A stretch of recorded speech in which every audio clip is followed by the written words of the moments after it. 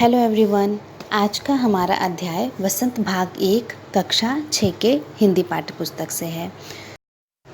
आज का पाठ है पाठ 7 साथी हाथ बढ़ाना। यह एक गीत है जिसके लेखक हैं साहिर लुधियानवी जी।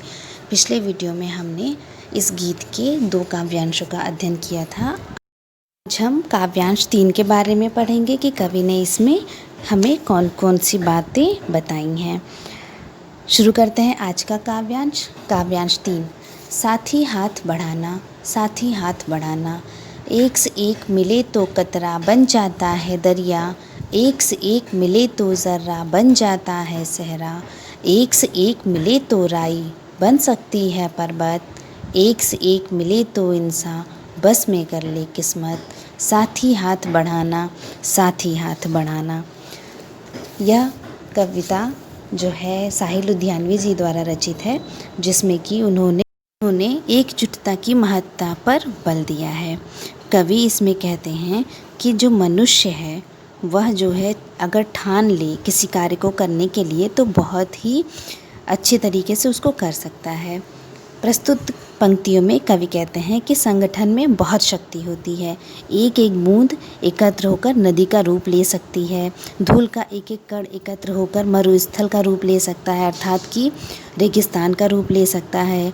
एक एक राई का दाना यानी कि सरसों का दाना, एक एक राई का दाना भी एकत्र होकर के पहाड़ का रूप ले सकता है।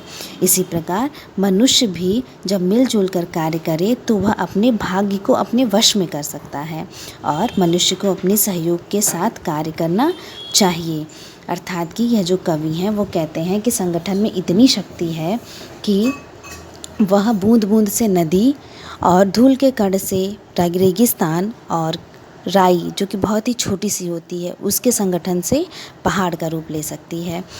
इसलिए जो कवि हैं वह हमें यही संदेश देते हैं कि हमें मिलजुल कर सहयोग से, जो आपसी सहयोग होता है उसके साथ कार्य करना चाहिए। पूरे पाठ का सारांश यही है कि जो मनुष्य है उसे जो है संगठन की महत्ता पर बल देना चाहिए। मनुष्य को मिलजुल कर हाथ बटाते हुए कार्य करना चाहिए, जिससे कि हमारा जो बोझ होता है वो कम हो सकता है और मुसीबतें जो हैं वो समाप्त हो सकती हैं। रास्ते में आने वाली बहुत सारी कठिनाइयों को हम जो है बहुत ही सरलतापूर्वक जो है पार कर सकते हैं। परिश्रम जब हम करते हैं तो हम अपने भाग्य को भी बदल सकते हैं और हमें परिश्रम करने से कभी भी कतराना नहीं चाहिए। कुछ शब्दार्थ देख लेते हैं, जैसे कतरा यानी कि बूंद, दरिया यानी नदी, ज़र्रा धूल के कण, राई माने सरसों के दाने, इंसान मतलब कि मनुष्य और किस्मत यानी कि भाग्य।